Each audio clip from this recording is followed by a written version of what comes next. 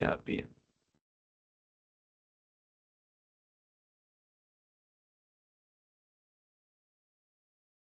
Bien, buenas tardes y bienvenidos al repaso final de farmacología. ¿Me pueden confirmar si se ve la diapositiva y el cursor? Veo la diapositiva, pero creo que el cursor no. ¿Aquí lo ves Sí, pintando? sí, ahí está. Ya, listo. Ya. Bien, vamos a abarcar en esta primera parte del repaso por mi parte con diabetes mellitus, antimicrobianos uno, antiparasitarios y vamos a terminar con antivirales y antirretrovirales que se dictó el día de ayer. Bien. ¿Podrías compartir tu PPT para poder apuntar encima, por favor? Claro, permítame un momento.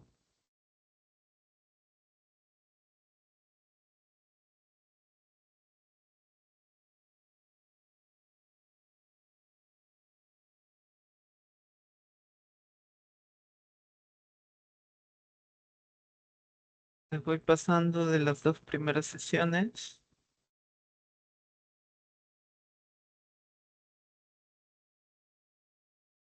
y ahora les voy a compartir las otras dos. Un momento. Sea-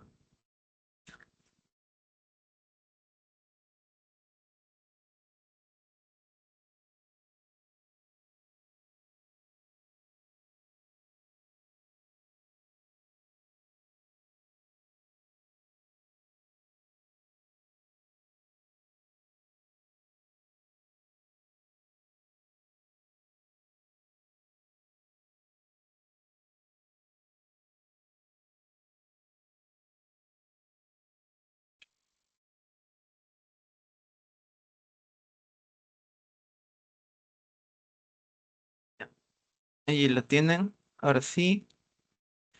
Todos los, todos los PDFs los tienen en el grupo de repaso. Lo acabo de compartir por ese medio. Bien. Continuando, estamos. Gracias. Uy, aquí. Ya.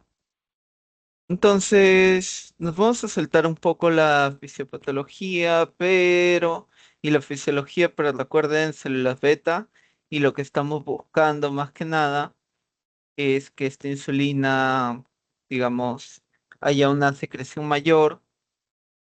Y bueno, por aquí tendremos las sulfonilurias, las GIP, la GLP-1, y bueno, fuera de ello. Recuerden que el foco principal, lo que se va a abordar un poco es las sulfonilurias, los miméticos de las incretinas y los que inhiben a las enzimas que van a degradar a estas incretinas, como las leptinas, que les tenemos. Y bueno, aquí ya tienen el cuadro. Aquí un poco más de la fisiología, aquí importante en cuanto a la insulina para hacer las combinaciones. Estas líneas verdes que tenemos es el desayuno, almuerzo y cena. Entonces, en una persona normal, si vemos, vamos a tener estos picos de glucosa después de las comidas y estos picos de glucosa van a corresponder con picos de insulina plasmática. Y aquí los vemos. Entonces, tenemos un pico, luego una leve elevación, el almuerzo y en la cena. Ya. Hasta allí todo bien, pero ¿qué pasa en una persona?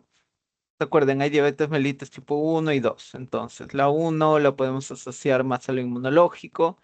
La 2 ya a factores genéticos, la dieta, hábitos alimenticios y demás. Ya. Pero entonces, en una persona que no tiene o que su secreción de insulina es bajísima, nosotros, o nula, diabetes tipo uno, vamos a tener que administrar una insulina de acción rápida y una acción prolongada. ¿Para qué? Para simular los picos. Entonces, la acción prolongada en ciertos intervalos más largos y la acción rápida regularmente con las comidas. Y bueno, también se habla de la bomba, pero quédense con esto, con la C. Así es como se debe tratar y vamos a abordar las insulinas al final de igual manera. Aquí principalmente los fármacos y cómo es que van a actuar, cuáles pueden actuar en el peso, cuáles lo pueden aumentar. cuáles lo mantienen, cuáles lo disminuyen, pero con esto de aquí, quédense con estos de aquí. Estos de aquí lo pueden mantener o aumentar. Ahora, la A1C, la hemoglobina glicosilada, pues es una forma de control más verídica, porque una persona puede, no sé, cambiar su dieta, hacer ejercicio antes de la glucosa en sangre, entonces. La A1C, digamos, es el mejor método. Y aquí tienen los porcentajes que bajarían, que en realidad varía según la fuente. Ahora tienen la glucosa basal, la plasmática. Y bueno, aquí en cuanto a las rutas metabólicas, si se memorizan, si aprenden, si imaginan un poco en su cerebro este diagrama, con un poco únicamente, ya van a poder tener una vista general y todo se les va a ser más fácil, todo va a ser de bajada. Entonces, nosotros tenemos a la insulina y el glucagón. Estos de aquí son enemigos, hacen lo contrario. Entonces, la insulina propiamente va a generar la glucogenólisis. Esta glucogenólisis que siempre está presente se va a ver mermada por quién, por la insulina y se va a ver aumentada por el glucagón. Ese ya lo conocemos. Entonces, la gluconeogénesis como tal, que es un proceso fisiológico normal, va a ser reducida por la metformina, por la rosiglitazona, pioglitazona. Entonces, por allí tenemos un eje. Ahora, en la liberación de la insulina en las células beta pancreáticas, tenemos la glibenclamida, glipizida, repaglinida, nataglinida, que en realidad van a aumentar esta liberación. Si nosotros tenemos más insulina, va a haber menos glucosa plasmática. Y bueno, luego la rosiglitazona y pioglitazona también van a estar presentes en la captura y utilización de glucosa, al igual que la insulina, y el glucagón va, digamos, disminuir la síntesis de glucógeno para que éste se gaste. Ahora, importante, nosotros antes de que los azúcares propiamente, los carbohidratos lleguen a nuestro estómago, ya se comienzan a digerir en la boca. Entonces, la carbosa prácticamente hace que estos carbohidratos no se rompan sus enlaces, no se realicen y de tal manera no se absorban tanto. Y bueno, no se olviden de los miméticos de las incretinas que ya hablamos. Y ahora vamos a hablar, por ejemplo, de la metformina. Ahora, principal el efecto disminución de la glucemia o anti-hiperglucemiante. Entonces, lo que nos importa aquí, bueno, tiene un montón de mecanismos propuestos, pero quédense con esto. Inhibición gluconogénica hepática mediante la activación de la proteína sinase pendiente de AMP, es decir, la MP sinase. Algo que resaltar aquí es más que nada los efectos adversos. Anorexia y molestias gastrointestinales como diarrea, entre otros. Pero si se dan cuenta están relacionados. Pérdida de peso, diarrea, molestias gastrointestinales, se puede generar por ese lado. Ahora, dice que puede causar la acidosis láctica, que puede ser fatal y no causa hipoglucemia. Pero bueno, ahora aquí tiene la misma información, nos va a hablar de gluconeogénesis, reducción de esta por la AMPK. Probablemente, recuerden, hay un montón de mecanismos propuestos. Bueno, dice que también puede aumentar la sensibilidad de la insulina, la captación de glucosa, el gasto y todo ello. Entonces, tranquilamente ahora. A diabetes mellitus tipo 1, la de metformina, no. Solo a diabetes mellitus tipo 1. Tipo 2, disculpen. La tipo 1 no. Tengan eso en consideración, puede ser un distractor, pueden leer rápido. Bueno, entonces, efectos adversos los mismos, gastrointestinales, básicamente. Diarrea, náuseas, vómitos, meteorismo. Y bueno, no se debe consumir con alcohol por riesgo de acidosis láctica. Se habla de interacciones con la cimetidina y la furosemida que pueden potenciar sus efectos. Aquí tienen un resumen de lo que sería la metformina en sus propiedades farmacocinéticas, las farmacodinámicas, las RAMs y bueno, contraindicaciones que puede tener. Y el uso clínico, como ya les había dicho, diabetes mellitus tipo 2. Ahora, en las interacciones puede ser por allí que les pregunten, así que por aquí se las dejo. No, no, tenemos que abarcar 8 temas básicamente hoy, así que no voy a parar tanto, sino para resaltar algunas cosas. Entonces, la dosis no la deben tener mucho en cuenta, la farmacocinética sí. Luego, que debemos tener en cuenta la excreción renal 90% inalterado por secreción tubular. La farmacodinamia, aquí importante, oxidación de ácidos grasos, captación periférica de glucosa, acuérdense del transportador. Disminuye la gluconogénesis y síntesis de colesterol. Disminuye la actividad de la glucosa 6-fosfatasa. Fosfonilpiruvato carboxiquinasa. Inhibe la enzima glicerol fosfato deshidrogenasa mitocondrial. Esto está todo dentro de los mecanismos propuestos. Nuevamente les digo, chicos. Entonces, por ahí ténganlo en cuenta. Las LANs sencillas, gastrointestinales más que nada. Y la acidosis láctica, que bueno, es rara. Bueno, luego pasamos a los secretagogos. Aquí vamos a tener las sulfonilurias, gliclazida, tolbutamida, glipizida, climepirida, glibenclamida. ¿Qué van a hacer todas estas de aquí? Incrementan la liberación de insulina. Ahora, ¿desde dónde se libera la insulina? De las células beta pancreáticas. Entonces, si tenemos más insulina, vamos a tener menos glucosa libre. Entonces, relacionándolo en efectos adversos, hipoglucemia.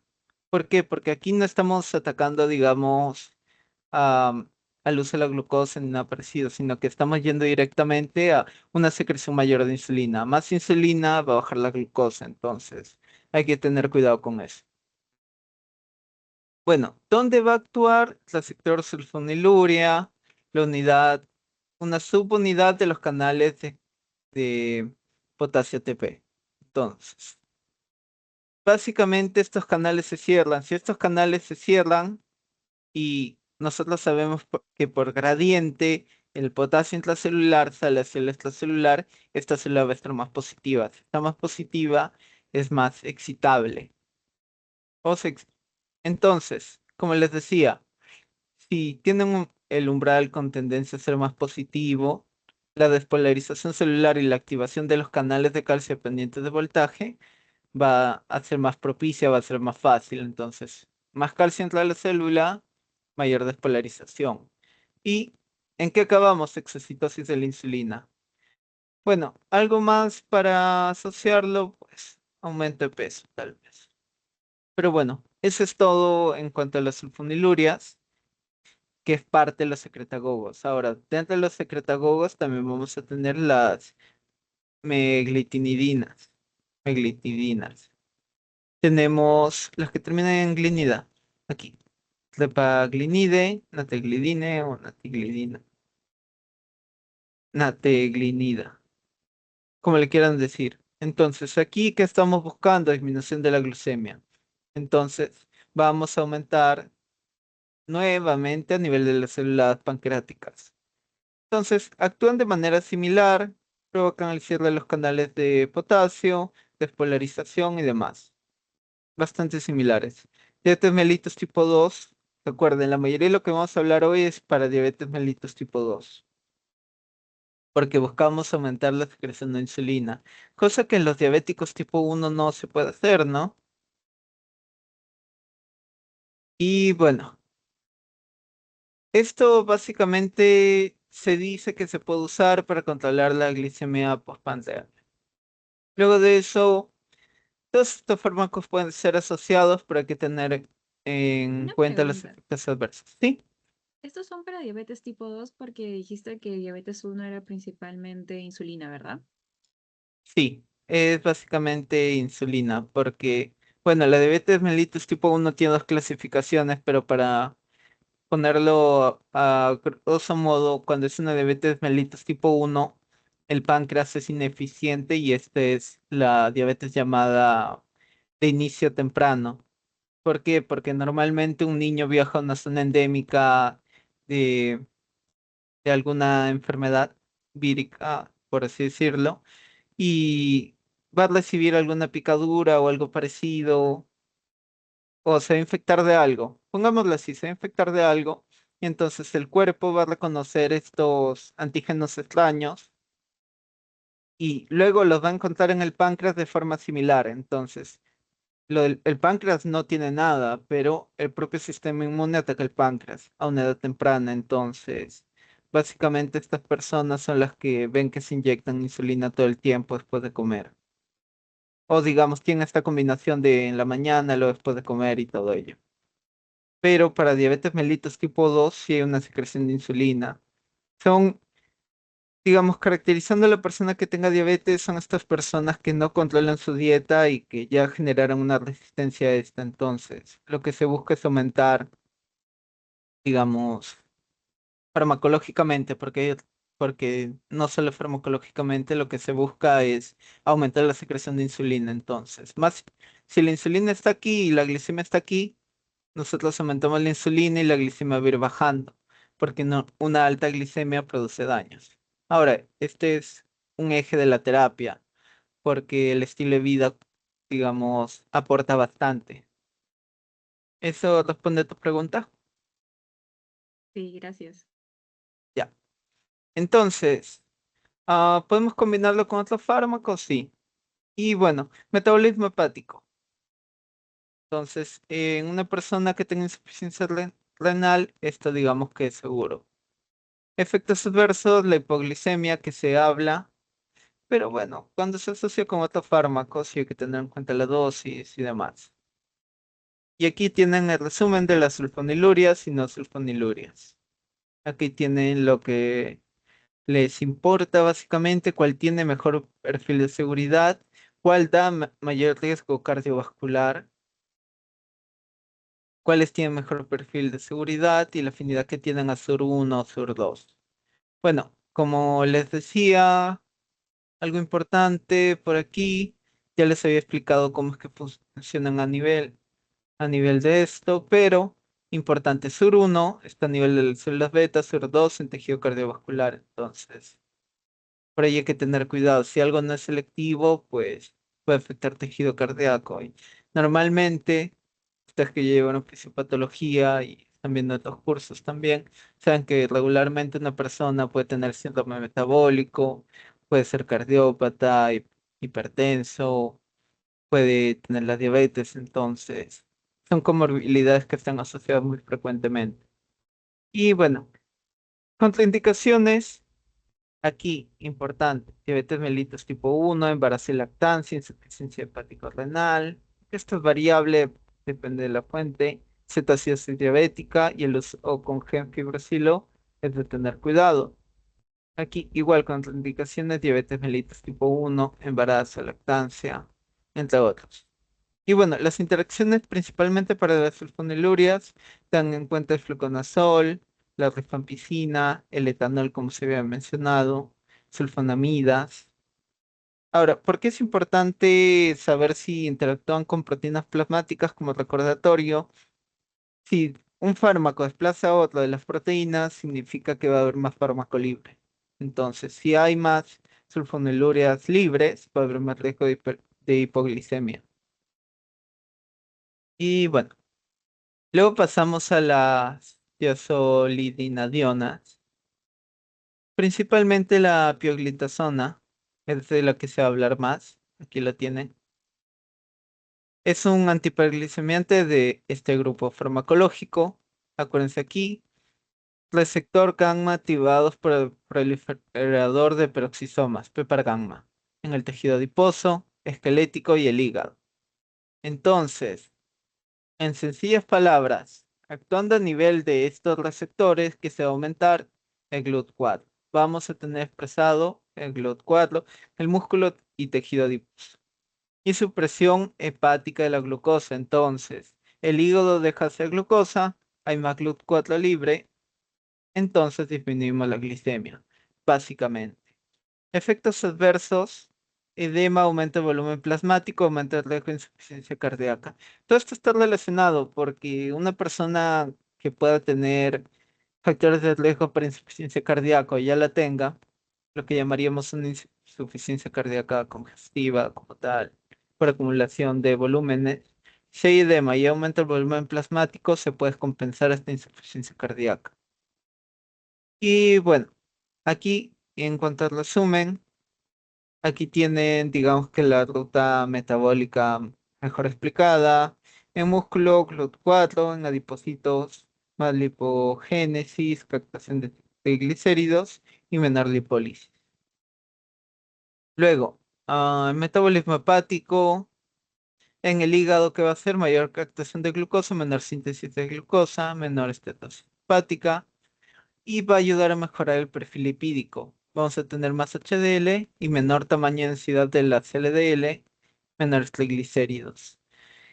Y ahora, nosotros estamos hablando de captación, captación, captación. Entonces, la RAM o el efecto adverso que vamos a tener es el aumento de peso.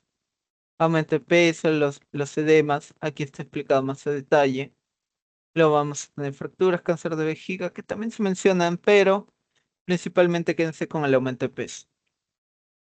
Los inhibidores de la alfa-glucosidasa, como les había mencionado, nosotros ingerimos, por ejemplo, el almidón, la alfa-amilasa lo va a degradar a oligosacáridos y sacáridos y la alfa-glucosidasa a lo que sería glucosa y otros monosacáridos. Lo que más nos importa es en este paso, pero también dice que se puede dar a nivel de la alfa-amilasa.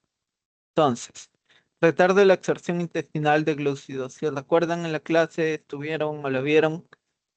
Si nosotros vamos a, no hay una ruptura, no hay una realización de este almidón o de estos sacáridos y sacáridos que nosotros no absorbemos, vamos a, nuestro tracto intestinal, por la flora que tiene, va a producir ciertas flatulencias. Flatulencias, también se habla de diarreas, por, digamos, este equilibrio osmolar o por la fuga de líquido hacia la luz del intestino. Y bueno, aquí lo tienen.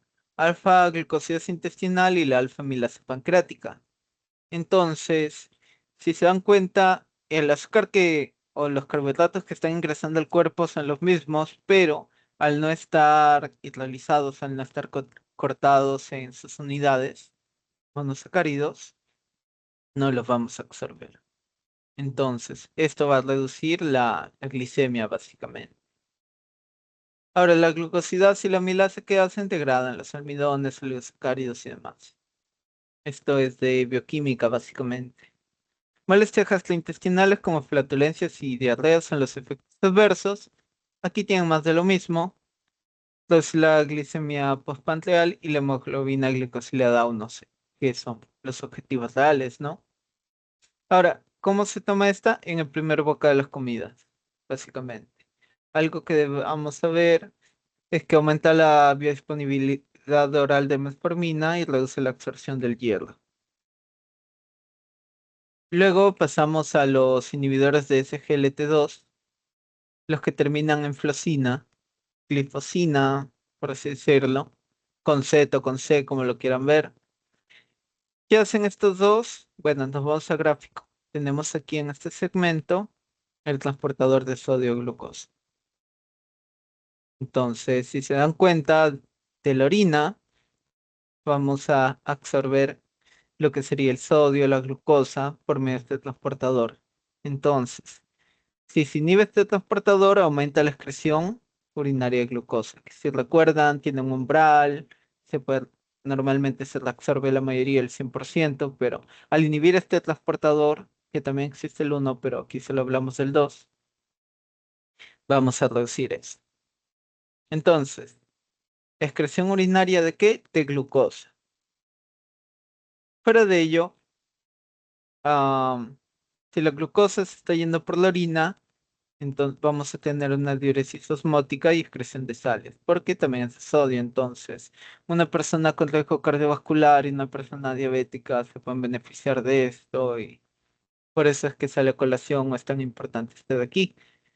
Y bueno, se absorben rápidamente, concentración plasmática en 2 horas, alto nivel de proteínas plasmáticas.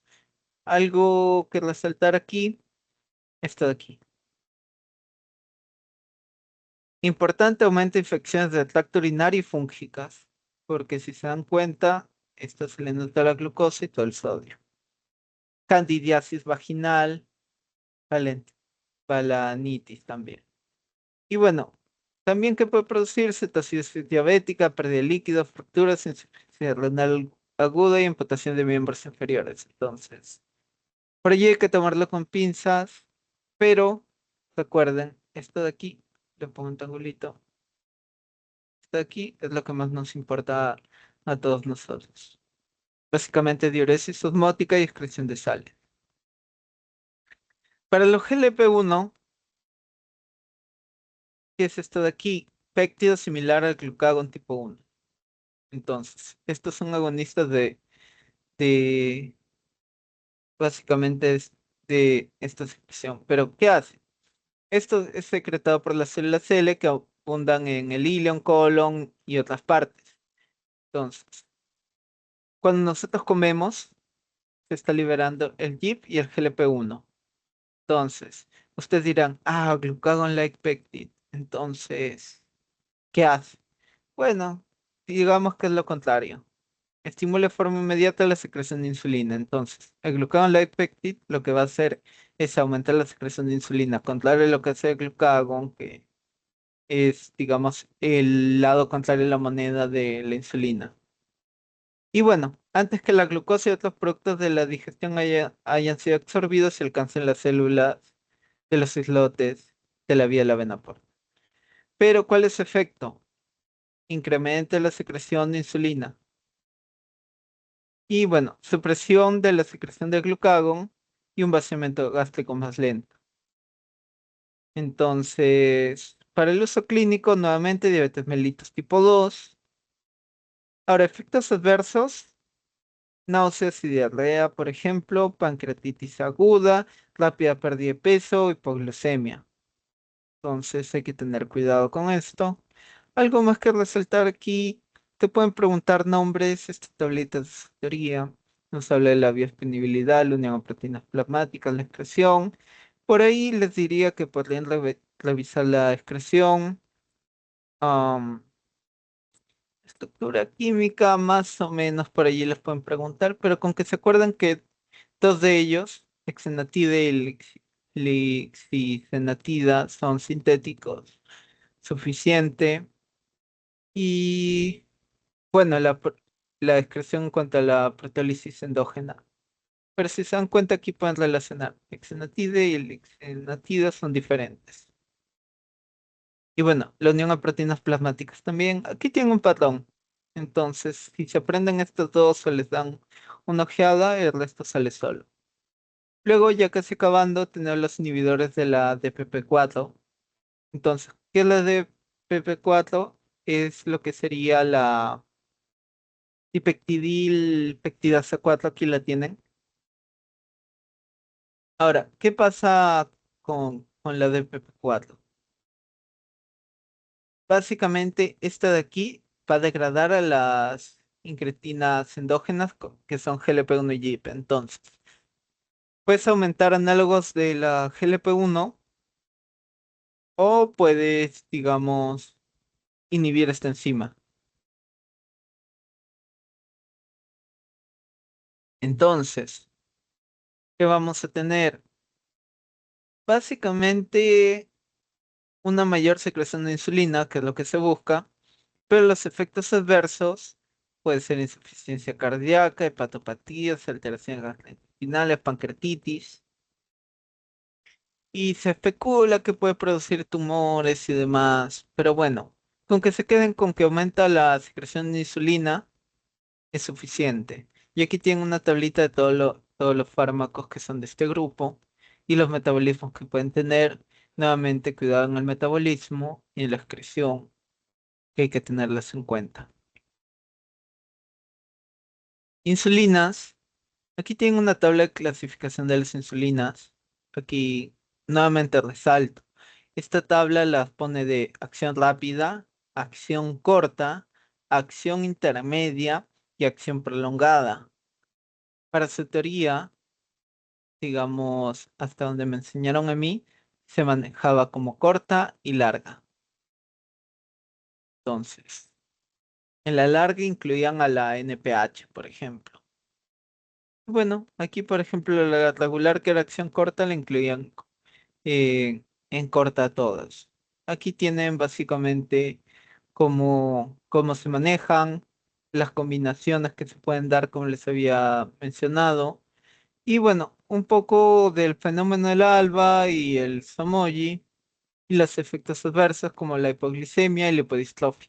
La hipodistrofia básicamente no es que si tú aplicas en un lado del cuerpo y, y digamos, si es aplicando allí y se genera la lipodistrofia, vas a irte al lado contralateral, como si tuvieses un espejo al medio, no. Sí, solamente dice que se debe mover un poco en la zona, pero mantener la zona. Y bueno, algo más que agregar por aquí. Nada, aquí lo tienen explicado, lo pueden leer con tiempo, pero básicamente el fenómeno del alba significa que si se vence este fenómeno, hiperglicemia matutina, el tratamiento es efectivo. Y en Somoyi, básicamente es una contrarregulación. Aquí lo tienen. Bueno, las estatinas que se agregaron por allí, básicamente es reducción de la LDL. Más que nada es. Ahora, inhibición competitiva y específica y reversible del HMG-CoA reductasa. Hidroximetilglutaryl-CoA reductasa es el nombre largo, que se encarga de la síntesis hepática del colesterol. Bueno, fuera de ello, el uso clínico es en hipercolesterolemia, es decir, niveles elevados del colesterol. Recuerden, el objetivo es para cualquier dislipidemia, para cualquier problema que tenga que ver con los lípidos, es aumentar HDL, disminuir LDL. Y bueno, efectos adversos, dolores musculares, puede producir diabetes mellitus, alteraciones del sueño, y bueno, básicamente ello. Sin marearlos mucho, luego, estas estatinas, fibratos, básicamente estos van a buscar la disminución de las VLDL, disminuir triglicéridos y un poco las LDL. Y como les había mencionado previamente, aumentar HDL. Ahora, sin marearlos mucho, esto es lo que produce el mecanismo, básicamente es una transcripción genética de la lipoproteína lipasa y de las APO41 y 45. ¿Y qué más les puedo decir aquí?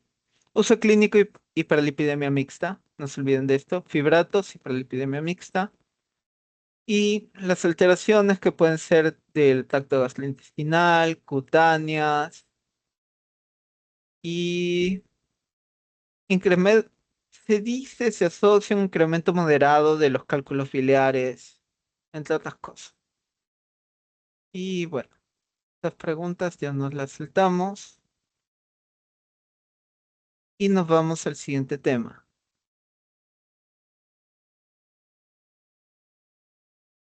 Bien, hasta aquí chicos, ¿alguna duda, consulta? Seguimos. Permítanme un Yo estoy momento, bien. un momento.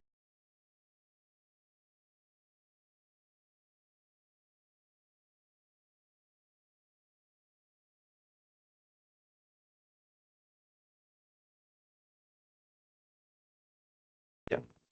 Entonces vamos a seguir. Ya, aquí para hablar de antimicrobianos, aquí les dejé una diferenciación de gram positivos y gram negativos. Entonces, importante, nosotros vamos a tener en un gram positivo una capa gruesa de lo que sería el peptidoglucano. En el gram negativo no, aquí lo podemos ver. Vamos a tener incluso una membrana externa. Y bueno, fuera de ello, aquí tienen el gram positivo y aquí el gram negativo. Entonces, importante, aquí vamos a tener las porinas, por ejemplo, y aquí una abundancia el ácido lipoticoico. En cuanto a la vista general, aquí les agregué los gram negativos y los gram positivos para que los tengan en cuenta. ¿Qué vamos a tener aquí? Básicamente Bordetella, Brucella, Campylobacter, Escherichia coli. Nunca se olviden, Escherichia coli gram negativo. Haemophilus influenzae gram negativo. Helicobacter negativo. Klebsiella negativo, Legionella negativo, Neisseria negativo, Pseudomonas negativo, Rickettsia negativo, Salmonella negativo, Shigella negativo, Yersinia, que bueno, Yersinia pestis no van a escuchar, aún existe, pero ahí para que lo tengan en cuenta. El Vibrio cholerae, por ejemplo, que es negativo. Y para los positivos, aquí tienen Bacillus anthracis, Clostridium tetani, Corynebacterium diphtheriae, Mycobacterium, que puede ser tuberculosis o leprae. Luego estafilococos, streptococos, clamidia, trachomatis, Treponema pallidum. Entonces, aquí lo pueden dar es, es algo que necesitan saber, que no se deben olvidar y les va a servir para siempre. La vista general de los mecanismos farmacológicos, los que inhiben la síntesis de la pared celular, vamos a tener beta-lactámicos. ¿Cuáles son los beta-lactámicos? Carbapenems, cefalosporinas, penicilinas, ello. Y otros como ya los vamos a ver en otros grupos clasificados. Hay inhibidores de la síntesis del folato, de la ARN polimerasa, inhibidores de la membrana celular, que en este caso ya serían para, dependiendo qué bacteria o qué hongo, porque por ejemplo anfotericinas o el ketoconazol están reservados para ello. La polimixina es completamente válida para bacterias. En cuanto a cepas resistentes. Bueno, ADN girasa, las fluoroquinolonas, síntesis de proteínas, tienen todos estos de aquí, un grupo bastante grande, tetraciclinas, macrólidos, la clindamicina, aminoglucósidos. Aquí donde va a actuar la vancomicina, por ejemplo, donde van a actuar los betalactámicos en general, y carbapenems, cefalosporinas, y bueno. Primero que nada, en las penicilinas, una combinación frecuente es la amoxicilina y ácido clavulánico.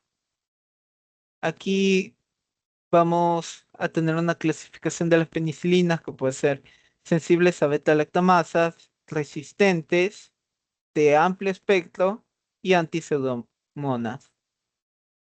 La piperacilina es un ejemplo claro de una penicilina antiseudomonas.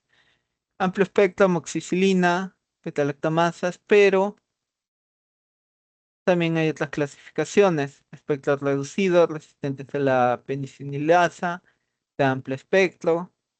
Luego tenemos propiamente las penicilinas como serían la G, la V, la amoxicilina, piperacilina y azobactam, el famoso pipetazo, que el sulbactam y el tazobactam son inhibidores de estas beta-lactamasas que producen las bacterias. Y lo que nos importa a nosotros es esta clasificación. Para negativo y positivo tenemos las aminopenicilinas, carboxipenicilinas, ureidopenicilinas y los inhibidores de las beta-lactamasas, incluidas aquí de decolados. Entonces, ampicilina y amoxicilina comienzan con AM, son aminopenicilinas. Carboxipenicilinas tenemos la carbenicilina, picarcilina y ureidopenicilinas, piperacilina. Ahora, estos de aquí, este grupo de las carboxipenicilinas y ureidopenicilinas tienen actividad antipseudomonas. Propiamente la que es usada es la ticarcilidina. Y bueno, la piperacilina la van a escuchar bastante para el tratamiento de la Klebsiella pneumoniae. Se puede usar con otros también. Y obligatoriamente, escúchenme, si les ponen una pregunta que pregunten actividad antipseudomonas, marque el fármaco, la combinación que usaría y te ponen por un lado piperacilina y piperacilina con tazobactam, tú marcas piperacilina con tazobactam, porque si no, la piperacilina no es que el tazobactam tenga este efecto contra la pseudomonas, sino que se va a degradar muy fácil la piperacilina y no va a ser efectiva. Otros datos importantes, ah, que la ampicilina requiere medio ácido, importante en personas que están tomando omeprazol o algún tipo de antiácido. Amoxicilina básicamente no se afecta por comidas. Y aquí tienen las diferencias 6 y 8 horas. Ahora, aquí para las penicilinas isosaxolil tienen estos de aquí: meticilina, cloxacilina, oxacilina, dicloxacilina. Estas son resistentes a la beta-lactamasa. Acuérdense de esto. Pero existe el Staphylococcus aureus resistente a meticilina, por ejemplo. Entonces, allí se usa otra cosa. Bueno, tratamiento: estafilococos productores de beta-lactamasas, estreptococos, neumococos sensibles, y hay otras cepas que lo resisten, como los estafilococos meticilina resistentes que ya les había mencionado. Penicilina G y V. La V tiene mala absorción, la parenteral es la G, la osificación es cada 6 horas, y existe la G benzatínica, que es para sífilis y neurosífilis. ¿Algo más? Bueno, aquí les agregué un poco el metabolismo, contraindicaciones que pueden tener, y para sensibilidad de tipo 1, lo primero que le deben preguntar a una persona es si es alérgica a alguna medicina, y por ejemplo te va a decir a las penicilinas. Entonces, básicamente ahí limita el espectro de los medicamentos que se pueden usar. Luego vamos a pasar a las cefalosporinas, que también son betalactámicos. Aquí viene la confusión más grande. Todas comienzan por CF, todas. Entonces, diferenciarlas es un poco complicado. Existe la cefalexina, ceftaxona, ceftazidima, pero para que se lo, digamos, con mayor frecuencia, ceftazidima, ceftaxona son las que se suelen mencionar más. También se pueden combinar con avibactam, cefepime también. Ahora, también tenemos, aquí les puse la tablita de la ceftaxona, pero volviendo aquí: ceftazidima, infecciones urinarias, neumonía; ceftaxona, gonorrea, infecciones urinarias, otitis, meningitis, neumonía, enfermedad de Lyme. Y aquí tienen el resumen: primera generación, segunda generación, tercera generación, cuarta generación, quinta generación. Entonces, aquí las que ven con verde sirven contra lo que sería anti-KPC. Sirven para los KPC. Y las de cuarta generación todas tienen, tienen acción contra las pseudomonas: cefepime, cefpirroma, cefiderocol. Ahora, en tercera generación, ceftazidima, por ejemplo, tiene actividad antipseudomona. La ceftriaxona, como les dije, para que lo tengan en cuenta, es la única con secreción biliar. Entonces, si una persona tiene cálculos biliares o algo parecido, hay que tener cuidado con la ceftriaxona. Ahora, no es algo tan relevante, pero hay que tener también en cuenta el cuadro clínico que hay, ¿no? Segunda generación, aquí tienen los nombres: cefamicina, ceforamida, cefaclor, cefoxitina, cefuroxima. La única que cubre anaerobios es cefositina, y estas cubren negativo predominantemente y menor acción contra los positivos.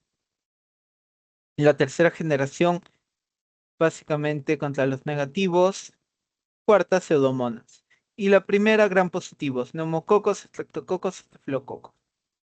Y aquí tienen cefazolina, cefatoxilo, cefalexina, cefradina, cefatolina, cefapirina. Aquí es un juego de palabras. Ustedes pueden ordenar mnemotecnias, algo parecido. Y bueno, algo más que les debo decir. Bueno, los efectos adversos comunes: náuseas, vómitos, prediabetes, dolor abdominal, lo mismo que te va a referir cualquier persona que consuma un antibiótico. Me ha dado náuseas, he vomitado por el antibiótico, se me dio el hambre. Y bueno, hay efectos adversos raros: la acción tipo de sulfirán, deficiencia de vitamina K, hipersensibilidad y, acuérdense, son seguros en gestación y lactancia y tienen un bajo riesgo de toxicidad. Carbapenems. Aquí, todos los que terminan en penems pertenecen a este grupo. Aquí, lo más resaltante de cada uno. Todos son de amplio espectro, resistentes a beta-lactamasa y tienen actividad anti-pseudomonas. Ahora, ojo, esto es en lo teórico, porque digamos, cuando alguien se infecta de algo, le hacen un antibiograma y el antibiograma dice si es resistente o sensible, ¿no? Entonces, por allí va la cosa. Pero el que tiene menor actividad es el ertapenem. Y bueno, son más confiables para los, por ejemplo, organismos productores de beta-lactamasas como la E. coli blay. Entonces tienen imipenem, meropenem, ertapenem, doripenem. ¿Cuál me interesa de aquí? Bueno, en realidad diría que todas, pero se habla más del meropenem, imipenem, ertapenem. Algo resaltante por aquí. mm, bueno, básicamente todas hacen lo mismo. Y luego pasamos a vancomicina. Ahora, la vancomicina básicamente inhibe la síntesis del péptido glucano de la pared celular. Entonces, ¿qué hace exactamente? Aquí lo van a tener. Se une a la porción de alanil de alanina del peptidoglicano y la inhibición del entrecruzamiento de las cadenas de peptidoglucanos. Entonces, básicamente pone una secuencia incorrecta. Se une a una zona terminal y ya no lo reconocen, entonces la síntesis de la pared se ve afectada. Ahora, la vancomicina, si se acuerdan en antihistamínicos, el síndrome del hombre rojo por vancomicina. Algo más que resaltar de aquí, es efectivo contra gran positivo. Si te ponen alguna gran negativo y te ponen de acción de tratamiento vancomicina, mucho cuidado ahí. Ahora, ¿por qué? Porque no atraviesa membrana porinas y la toxicidad, bueno, se la compara con de la vancina, básicamente porque hay cepas de estafilococosaurios resistentes a vancomicina,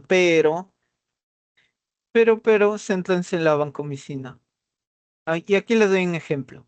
Vancomicina puede producir la autotoxicidad, prolongación del QT, la telavancina, la nefrotoxicidad es más por telavancina que vancomicina, y en efectos adversos, reacciones de hipersensibilidad. Hay personas que son alérgicas a la vancomicina, autotoxicidad, nefrotoxicidad, flebitis, inflamación de la vena en el punto de inyección, efectos adversos, autotoxicidad, hipersensibilidad, nefrotoxicidad, pero bueno. La vancomicina, el meropenem, la piperacilina con tazobactam son ampliamente utilizados. Y para terminar esta clase y hacer las dos que faltan, tenemos las polimixinas y fosfomicinas. Sí sé que las polimixinas están descontinuadas, no se usan, pero frente a la resistencia microbiana, la colistina sí está en uso para unas cepas altamente resistentes. El problema con las polimixinas es básicamente la nefrotoxicidad que tienen. Entonces, en una persona de avanzada edad con una insuficiencia renal o incluso en una persona sana hay que pensar antes de dar este medicamento, porque ya vimos que hay muchas otras opciones. Pero bueno, este sería como el, el último recurso, ¿no? La fosfomicina, por otro lado, que tenemos aquí, básicamente es para infecciones del tracto urinario. Entonces, cubre E. coli, uropatógenos gram negativos. Y bueno, produce interleuquina 10, penetra biofilms. Digamos que contrario a las polimixinas, pues es algo específico para tracto urinario. Ahora, ¿alguna duda hasta acá, chicos, del antimicrobianos 1? Vale. Más o menos cómo serían las aplicaciones de estos fármacos, porque por lo que entiendo es que en gram negativo tienes que darle fármacos que de por sí sean de moléculas pequeñas y en gram positivo sí les puedes dar fármacos que sean de moléculas grandes o cómo de por sí podría diferenciarse bien cuándo dar uno y cuándo dar otro. Es una forma de Porque, verlo. Ah, porque adelante, adelante. justo estaba viendo yo y, vaya, no entendí bien. Bueno, la cosa es que se dividen, ¿no? Entre fármacos que producen beta-lactamasas y los que no producen, ¿no? Que son dos. Y en A o B produciesen, tendríamos que darle aparte un fármaco que inhiba esto, ¿verdad? Pero creo que los que no producen solo son dos, el Streptococcus pneumoniae y el otro NOR. Ah, sí, mira, la verdad es que para ponerlo más sencillo, vamos a hacer este ejemplo. Gran positivas y gran negativas. Si te das cuenta acá en las gran positivas que son la imagen A, este lado de aquí y este lado de aquí, las de moléculas grandes que tú me refieres no tendrán ningún problema. Sin embargo, digamos que si tú vas a las gran negativas, te chocas con la porina. Entonces, si el fármaco, como tú me dices, es de molécula grande, este fármaco no va a penetrar a a este microbio, entonces no lo va a matar.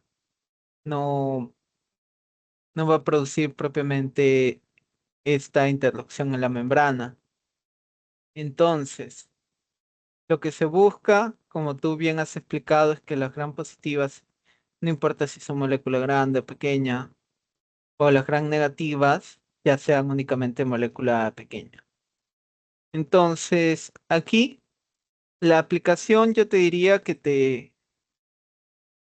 diferencies cuál es gram negativo y cuál es gram positivo para saber qué fármaco le das. Por ejemplo, la E. coli que es gram negativa, ¿no? Porque diferenciar si el fármaco es molécula grande, molécula pequeña, va a ser un poco tortuoso para ti. Por eso, digamos que estas clasificaciones, por ejemplo, gram positivo, todos estos de aquí, gram positivo y negativo, estos de aquí. Y fuera de ello, lo que me mencionaste de los productores de beta-lactamasa, si no, pues al día de hoy la mayoría o bueno, con este ejemplo nos vamos a ir un poco, pero los los fármacos antimicrobianos se venden como pan caliente en cualquier farmacia. Alguien va y pregunta, me da la garganta, ¿qué me das? Y le venden, ¿no? Entonces, ese es un problema grande porque se genera la resistencia bacteriana. Por eso hay algunos fármacos, como las penicilinas, que se dan con los inhibidores de la beta-lactamasa, como el ácido clavulánico, el sulbactán, tazobactán. Entonces, estos inhiben a los microorganismos que producen las beta-lactamasas, a las beta-lactamasas propiamente, y de tal manera el fármaco ejerce su acción tranquilamente. Entonces, mi consejo es que sepas o tengas más que nada delimitado cuál es positivo, cuál es negativo. Y bueno, en cuanto a porque si intentas, digamos, saber cuál produce o cuál no produce beta-lactamasas es complicado. Al final, todos estos microorganismos van a generar resistencia con el tiempo y con el uso de los medicamentos. Entonces, mi consejo es eso. Tienes negativo, positivo y como tú bien explicaste, aquí está la explicación a ello. Al existir un poro, se necesita básicamente que sean de molécula pequeña y por eso, digamos, sin entrar en mucho detalle, aquí tienes la diferenciación, cuáles van para positivo, positivo y negativo y bueno, igual aquí, cuál cubre, cuál no cubre. Y bueno, como consejo, si te haces un cuadrito con los que cubran pseudomonas, los que pueden ser gran positivo, debe ir bastante bien. ¿Eso resuelve tu duda? Sí, entonces me dices que más que nada me aprenda más o menos qué bacterias son positivas y cuáles son negativas y en base a eso ver la aplicación de los fármacos, ¿verdad? Claro, según la clasificación como en las tablitas que hay aquí. Porque igual de todas formas, las combinaciones es lo que mayormente se da, ¿verdad? O sea, Sí, amoxicilina con ácido clavulánico y los otros que la mencionaron. moxi- sí, la amoxicilina, la piperacilina y otros fármacos también. Por ejemplo, aquí hay otra combinación que es la cilastatina con el imipenem. Por aquí estaba, la cilastatina inhibe la descitropeptidasa renal y disminuye la degradación del imipenem, por ejemplo. O sea, esta es otra combinación que no tiene nada que ver con la bacteria, sino con con una función fisiológica del organismo, por ejemplo. Pero con que tú sepas principalmente que la pseudomonas, que la Klebsiella, que la Escherichia coli, que la Haemophilus son negativos. O mira, los positivos que son menos, Staphylococcus, Streptococcus, Mycobacterium, Clostridium, ya sacas por descarte cuáles son los negativos. Y bueno, es como un doble filtro. Primero saber de qué te están hablando y luego en qué grupo farmacológico, qué opción le puedes dar, básicamente. Gracias. No hay problema. Y ahora pasamos a ver, esto ya lo vimos. Y nos vamos no, este de aquí, antimicrobianos 4. Aquí está en el PPT. A ver, importante, sitio de acción de la primaquina, sitio de acción de la cloroquina. Esto es lo básico que deben saber. No vamos a hablar mucho del ciclo de vida del paludismo y demás, pero principalmente picadura de mosquito, esporozoito a nivel hepático. Aquí la primaquina va a evitar que se forme este esquizante tisular. Y bueno, este es fuera del eritrocito y luego va a haber una ruptura que va a liberar los merozoitos. Estos merozoitos básicamente van a ir al torrente sanguíneo y van a invadir a los eritrocitos. Aquí se llama esquizogonía eritrocítica. Y bueno, los merozoitos que van a estar libres. La cloroquina, quinina, mefloquina y otros fármacos se van a encargar a este nivel. Entonces, antiamebianos en general. Aquí básicamente vamos a hablar de todo un poco, así que cloroquina, quinina, mefloquina, amodiaquina. Matan parásitos palúcidos, paludismo, malaria. Inhibición de la hemopolimerasa. Esta enzima regularmente debe degradar el grupo hemo. Entonces, básicamente se acumulan estas partículas tóxicas y se mata al parásito. ¿Qué podemos resaltar de aquí? Aquí, quimioprofilaxis, cloroquina, mefloquina, como ya habíamos visto aquí. Mefloquina, cloroquina. Quimioprofilaxis en ciertas regiones, efectos adversos, se dice que son mínimos. Y bueno, fuera de ello, algo más que debamos saber, que se pueden asociar a otros grupos farmacológicos como doxiciclina, clindamicina, entre otros. Algo más que decir de la cloroquina. Mm, Básicamente que se unen al ADN del plasmodio, inhiben la replicación y transcripción de la esquizogonia, también es otro mecanismo de acción, la hemopolimerasa que les había dicho, y bueno, este es el nivel de la esquizogonia eritrocitaria, acuérdense. Y efectos adversos, cólicos, diarrea, vómitos, sinconismo. ¿Algo más que resaltar de aquí? No. Y bueno, aquí tienen un poco el ciclo. Primaquina a este nivel, primaquina también a este nivel. La transmisión destruye los gametocitos. La mefloquina, oxiciclina, atovacuona con guanilo a nivel del torrente sanguíneo. Y ya propiamente dentro de la fase eritrocitaria tenemos toda esta combinación de aquí. Lo que nos importa básicamente es la cloroquina y el artémetro, que ya lo vamos a hablar en un momento. Metronidazol, otro mebiano, metronidazol y tinidazol son similares. Básicamente se usan para entamoeba histolítica en el intestino delgado e hígado. Y bueno, entonces estos mecanismos nervios los van a activar y se va a dar lugar a radicales libres que dañan el ADN. Hay otro fármaco que es la diloxanida, que tiene, digamos, la asocian a este grupo del metronidazol y tinidazol, pero no se sabe a ciencia cierta su mecanismo de acción. Bueno, uso clínico, accesos hepáticos amebianos y disentería mebiana. Entonces, acuérdense, entamoeba histolítica. Y bueno, también se pueden usar para tricomonas y Yardia lamblia, tricomonas vaginales. Que esto es clase de parasitología, como recuerdo. Y bueno, reacción tipo disulfirán cuando se ingiere junto con alcohol como un efecto adverso destacable y las molestias gastrointestinales.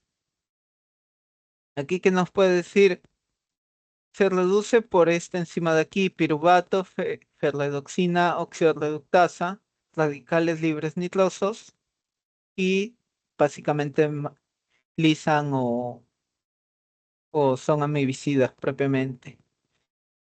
¿Cuándo lo vamos a usar? Giardiasis, tricomonas, Palantidium coli, Clostridium difficile, bacterias anaerobias. También bacterias de fragilis, entre otros. Y bueno, consideraciones especiales que podemos tener. No mucho, la verdad. Piense con los efectos adversos. Gastrointestinal, anorexia, náuseas, mareos. Y la reacción tipo de sulfirán nunca está de más. Y aquí tenemos el resumen de los antiamebianos. Aquí vamos a diferenciar un poco. De contacto luminales son la paramicina, que es un aminoglucósido, y la dihidroxiquinina, sistémicos cloroquina, dihidroemetina, mixtos, metronidazol, tinidazol.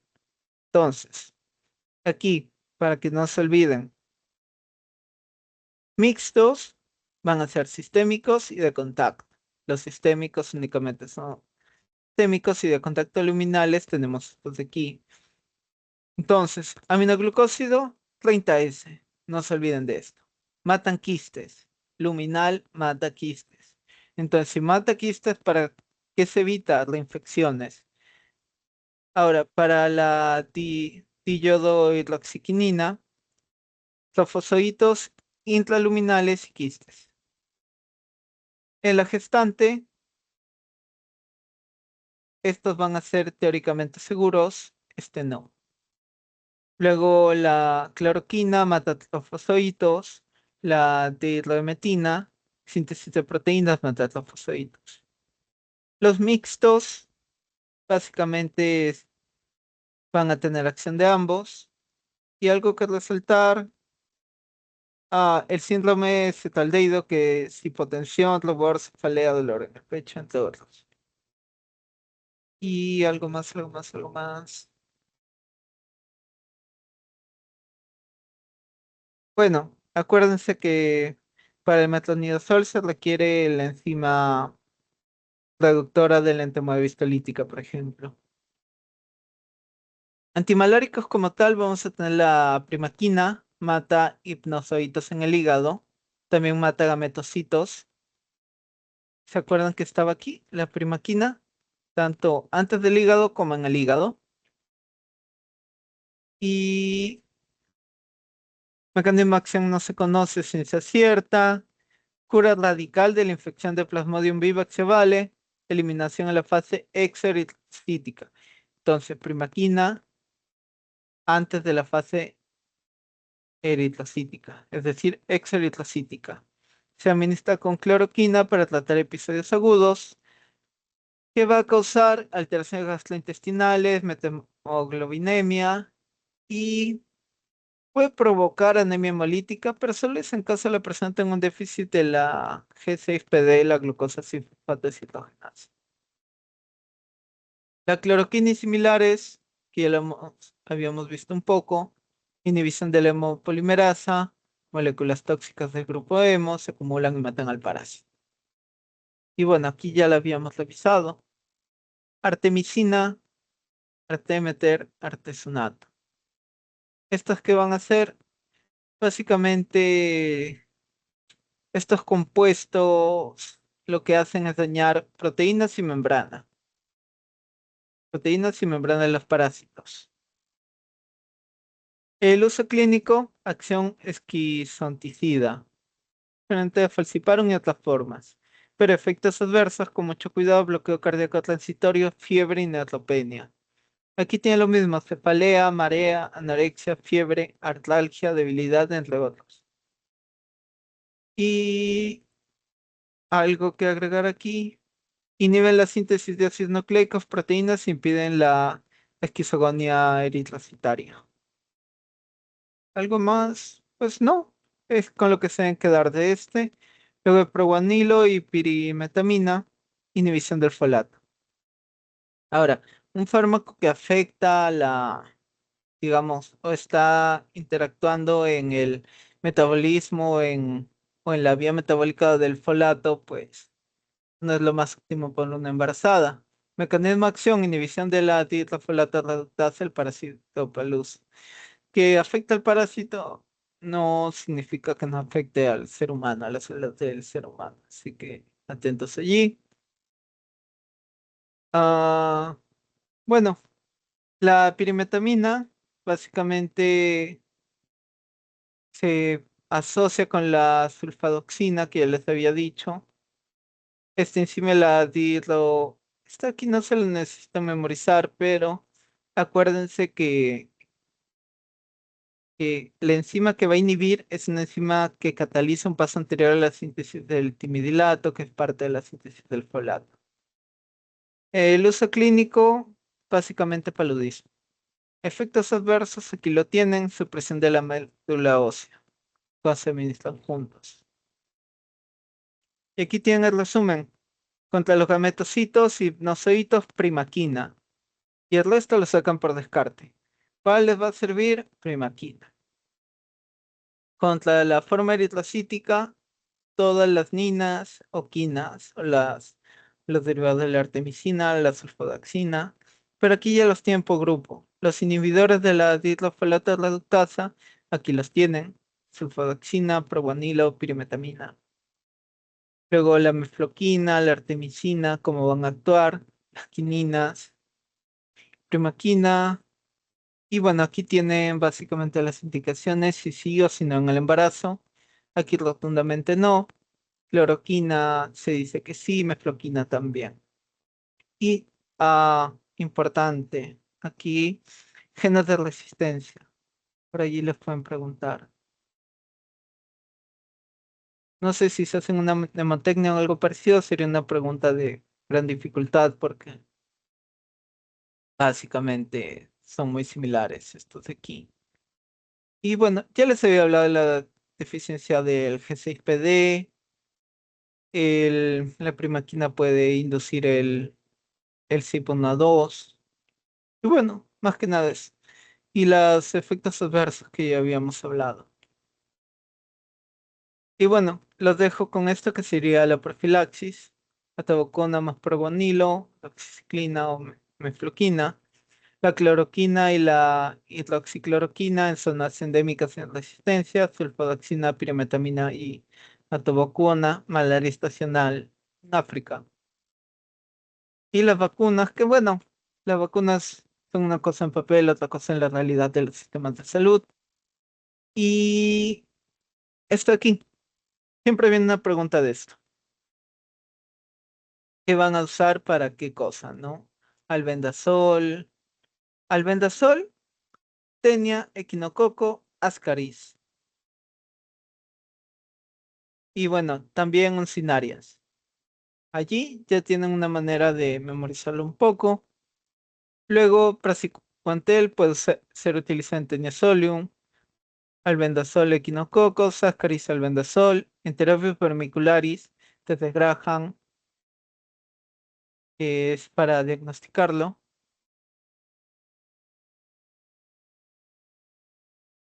Mebendazol, albendazol o pamato de pirantel, Strongyloides stercoralis, ivermectina, Triquinella spiralis, mebendazol o esteroides o salicilatos.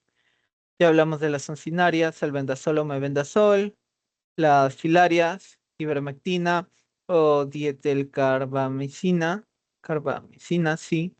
Anisakis, básicamente es retirada mecánica. Fasciola hepática, la que tiene forma de hoja es clavendazol y chistosoma es praziquantel. Esta tabla es de su teoría, lo incluyó el doctor Salazar. Y bueno, aquí también tienen otra tablita. Esta es de Brenner, me parece. Para la semebiasis, palantidiasis, criptosporidiasis, tientamoeba, yardiasis, microsporidiasis, pero esta es la principal. Y bueno, hasta aquí, chicos, ¿alguna duda de esta clase? Se alarga muchos nombres.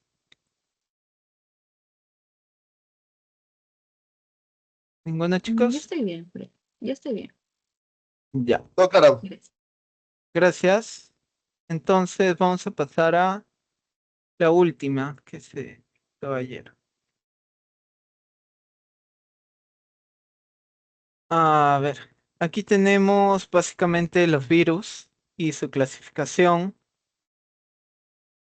Importante que por allí les pueden poner algún enunciado como distractor. Doble cadena tienen los herpes.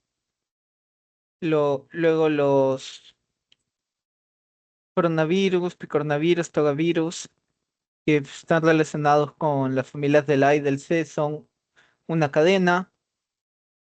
Luego virus de la gripe, entre otros, monocatenario, retrovirus, monocatenario, y hepatitis B, hepatnaviridae, es doble cadena.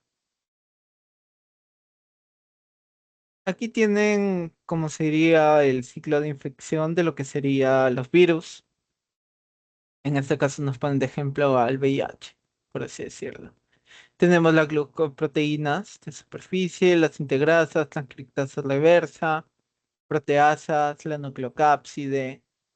Entonces van a interactuar con un receptor de membrana y luego se va a producir la entrada. Se pierde la envoltura, se libera el contenido del ADN o del ARN. Ah, importante, aquí no es que todos sean ARN o ADN.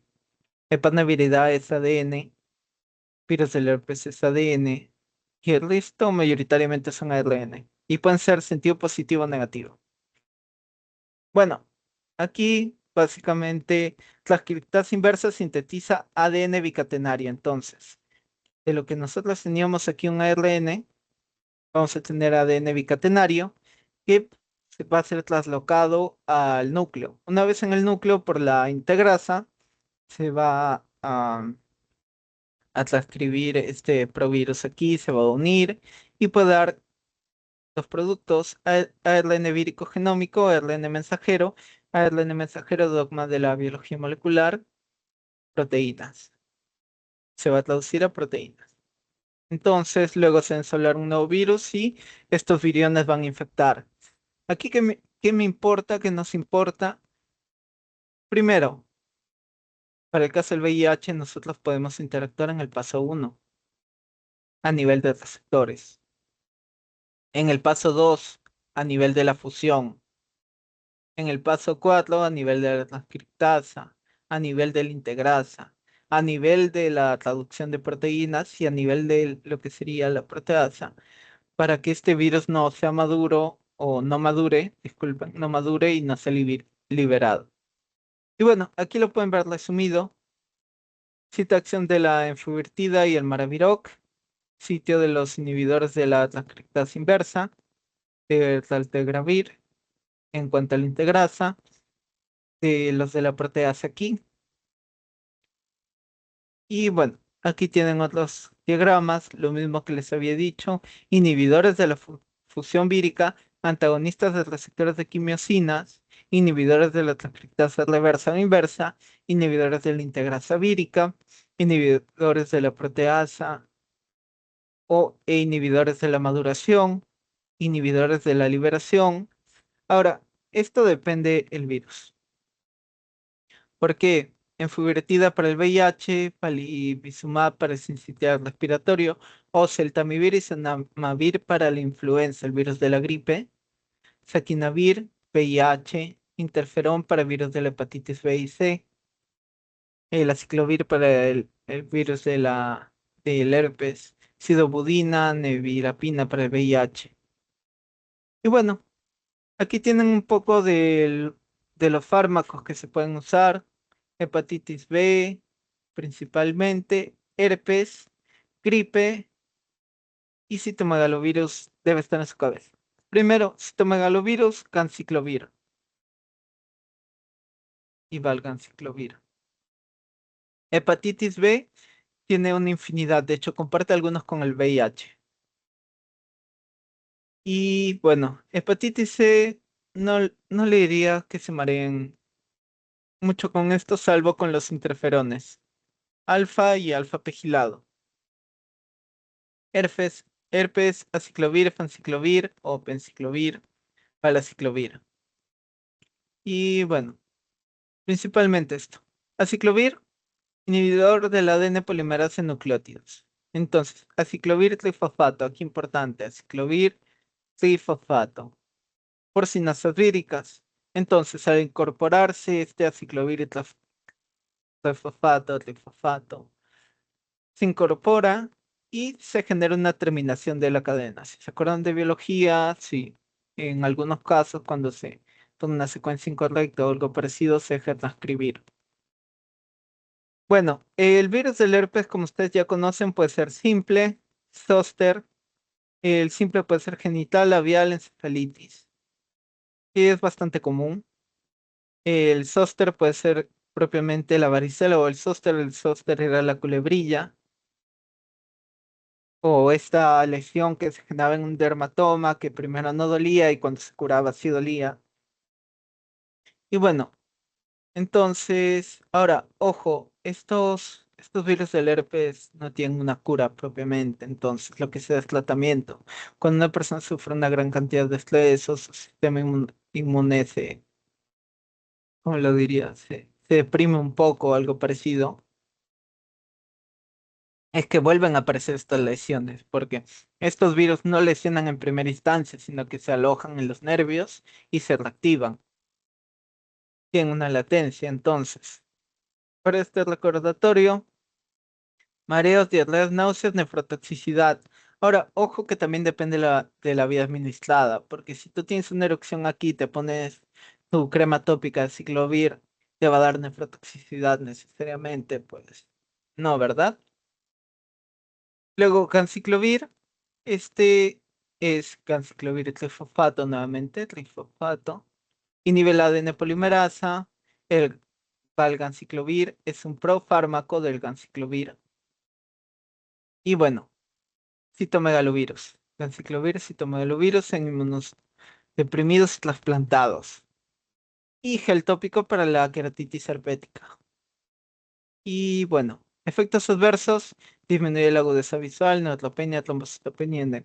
Importante esto de aquí del virus del herpes, porque nosotros, si se acuerdan, a nivel del trigémino tenemos la B1, B2, B3, ¿verdad? Entonces, según la distribución de nuestro rostro, en general, como que el, digamos que esta es la nariz.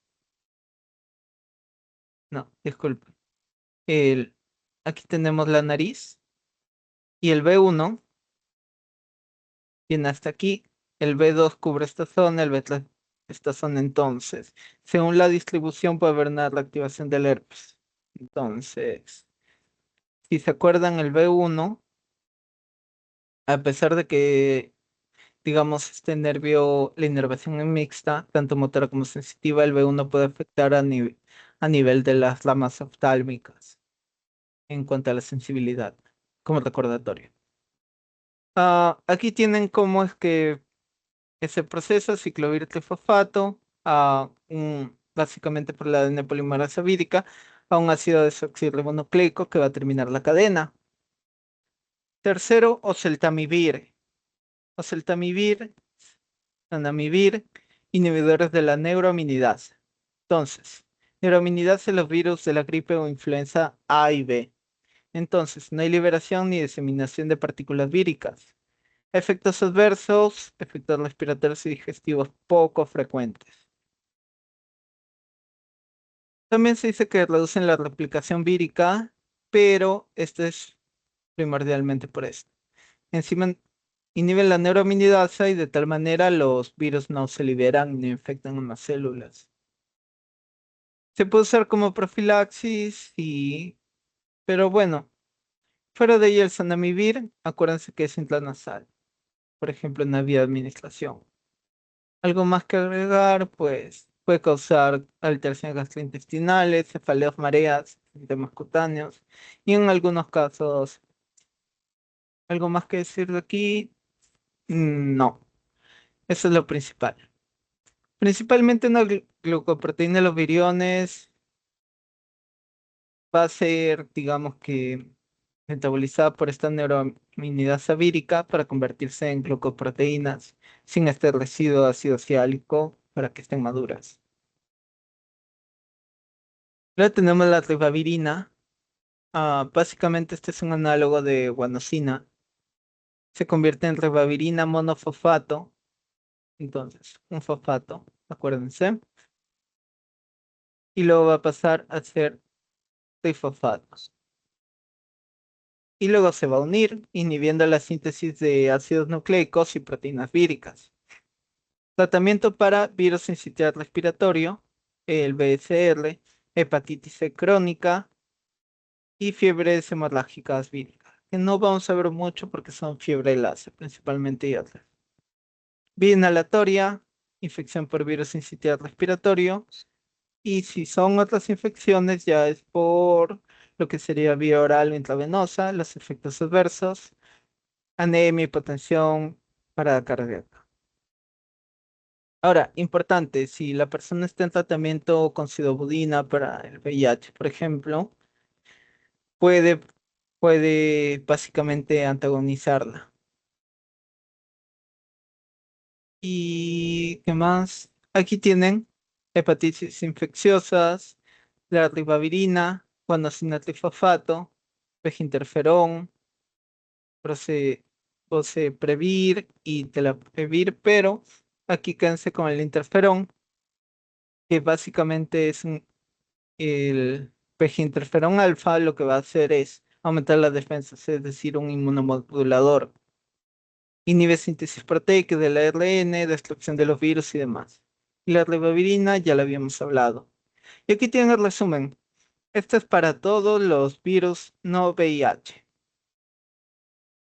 Si siguen los colores aquí, estos se van para el verde y estos de aquí se van para el amarillo.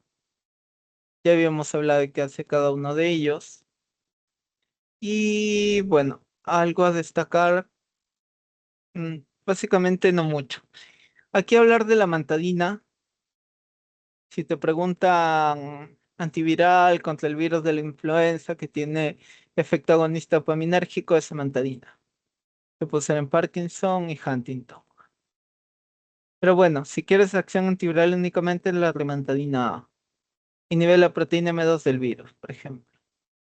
Entonces, este recubrimiento viral básicamente se bloquea.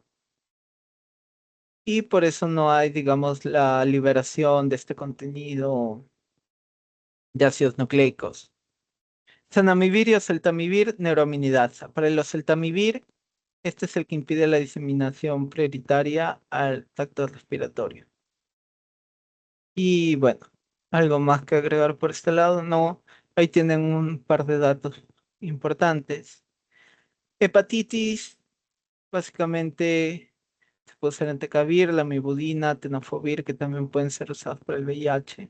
principalmente la imibudina y tenofovir. Interferones, ribavirina, telvibudina, y estos interferones que básicamente son inmunomoduladores, como ya les había mencionado. Aquí esta tablita de soltería les hablan del aciclovir, del valaciclovir, cidofovir, ciclovir, carnet, el entecavir y los mecanismos de acción que tienen junto con los cuatro virales en los que se va a usar. Pero bueno, yo lo separé de esta manera porque me parece más sencillo, sinceramente. Y luego pasamos a antirretrovirales. Entonces, aquí tienen una clasificación para que se queden con esto. Inhibidores de la proteasa son los NAVIR. Inhibidores de la integrasa, GRAVIRES. Y luego el resto de grupos se mezcla un poco. Pero esto es lo principal. GRAVIRES, NAVIRES y vamos a ver uno por uno.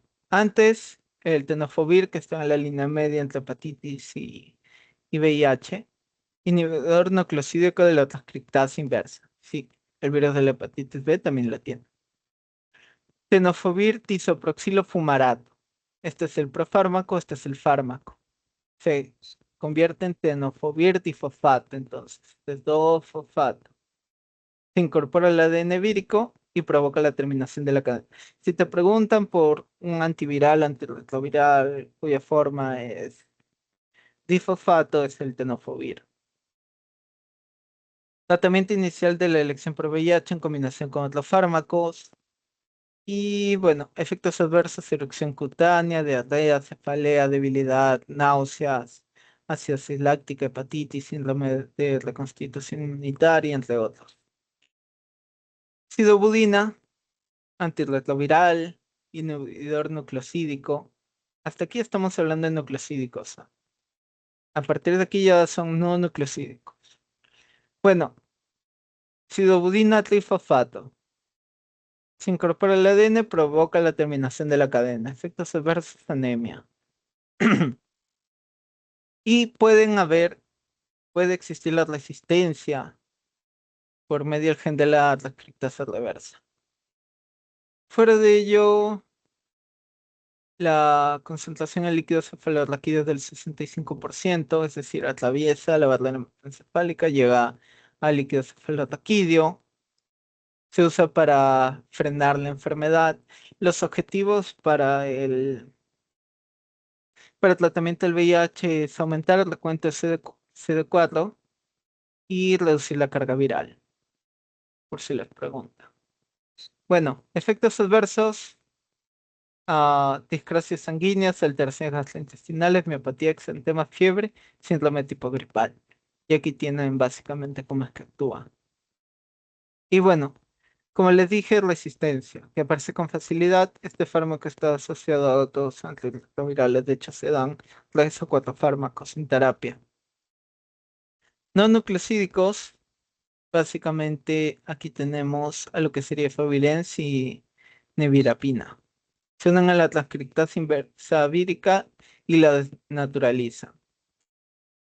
Se usa para infección por VIH tipo 1 y bueno, reduce la transmisión madre a feto en personas que desean concebir. Acuérdense, sidobudina, efavirenz se puede usar. Efectos adversos, hepatotoxicidad, exantema cutáneo, Steven Johnson y menos frecuentes todos los de aquí. Alteraciones gastrointestinales, mialgias, trastornos del sueño, pesadillas. Y aquí llega un poco en controversia por el uso, porque es teratógeno, pero se puede usar, entonces depende de la fase de la gestación. Dilpivirina, inhibidor de la transcriptasa inversa no nucleosídico, nuevamente, se une al sitio catalítico y le inhibe.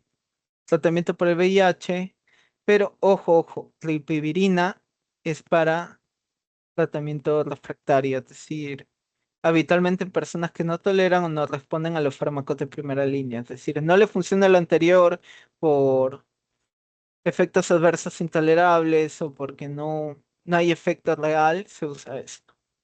Tiene mayor potencia y, bueno, efectos adversos, erupciones cutáneas, trastorno del sueño, cefalea, mareo, distribución de grasa corporal y otros efectos que no son tan frecuentes como la hepatotoxicidad. Bueno, darunavir, inhibidor de la proteasa del VIH. Entonces, al inhibir esta proteasa, que bueno, se encarga de la conversión de los GAG-POL, del GAG o del GAG-POL, aquí le tienen GAG o GAG-POL, y bueno, proteínas de unión al genoma del ARN y otras proteínas víricas centrales. Ah, ¿qué nos puede decir de esos efectos adversos? Erupciones cutáneas, reacciones alérgicas, efectos digestivos o del tracto gastrointestinal. Aumenta la glicemia, acuérdense. Este es clásico del darunavir. Aumenta la glicemia, dolor muscular, la distribución de la grasa corporal. Y bueno, cuidado con la miodarona, digoxina, pixaban. Cualquier persona que tome anticoagulantes es cardiópata. Y bueno, claritromicina y eritromicina inhiben el clase 4, lo que aumenta el darunavir. Entonces, cuidado allí. Una interacción. Aquí nos dice lo mismo, proteínas GAC y GACPOL. Y bueno, se dice que también funciona para la hepatitis C con dos posibles dianas moleculares con proteínas no estructurales, pero quédense con el GAC y el GACPOL. Ahora, ¿cuál es la mejor explicación para esto? Si se inhibe la proteasa vírica, que se encarga del ensamblaje del virión y de la gemación, acuérdense la gemación es que salga este virión de la célula, es sin de estas precursoras y de tal manera no hay algo funcional. Y aquí, bueno, lo que les había dicho, efectos adversos, pero de otra forma, alteraciones gastrointestinales, rinitis, resistencia a insulina, lipodisplofia. Aquí, Maraviroc, antagonista del correceptor 5 de quimiosina CCR5. Entonces, este de aquí está presente el linfocito CD4. Entonces, el GP120 del VIH1 se va a querer unir a este, pero depende la atrofismo, porque no todos tienen atrofismo por el CCR5, entonces. Para los que sí lo tienen, sí sirve.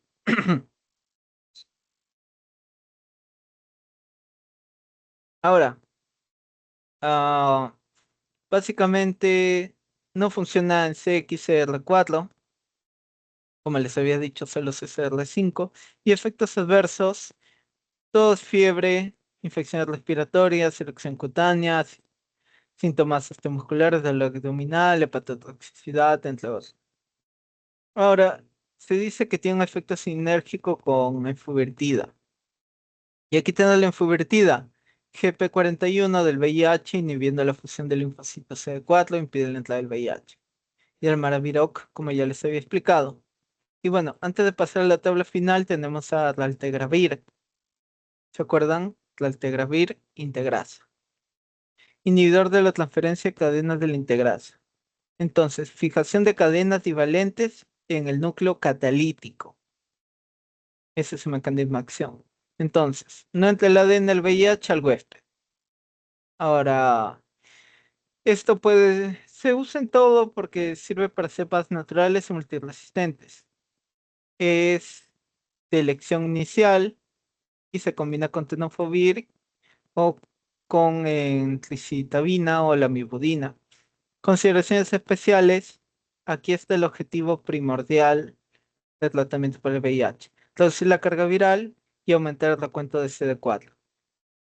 Y efectos adversos, cefalea, diarrea, náuseas y vómitos. Y bueno, aquí no se olviden, no se trata de citocromos ni interacciona con ellos. Y aquí tiene la farmacocinética, farmacodinamia y reacciones adversas. Todo lo que les he hablado está aquí. Enfuvirtida, GP41. Y el Maraviroc es para el 120. El abacavir va para este lado, la lamivudina para este lado, efavirenz aquí. Y bueno, aquí tienen los de la proteasa, que en realidad son un grupo bastante homogéneo. Los de la integrasa también bastante homogéneo. Los inhibidores de la entrada tal vez similares, solo hay que diferenciar esto un poco. Y los inhibidores nucleosídicos, o nucleósidos los tienen aquí.